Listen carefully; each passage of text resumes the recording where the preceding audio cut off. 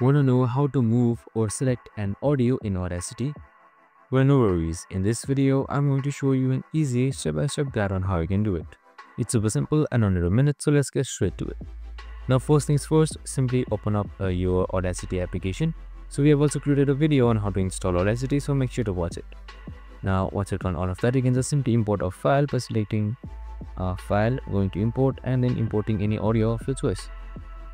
So I have this audio currently right here. So since you want to select and move it here, here you can see its track name up right here. So when you hover through it, you can see this hand icon appearing.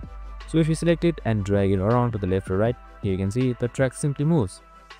And that's it. So that's the part about moving. So if you want to move splitted clips just like this, it's the same. So when you split the parts of your audio track, you can just simply hover on it and then move it up just like this. It also moves individually, and when you select it by pressing Ctrl or Shift, you can move both of them just like this right here.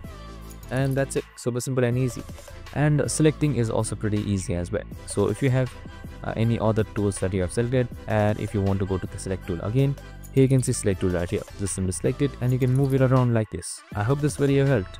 If it did, make sure to like, subscribe, and tune in with us for more of these videos. See you in the next one.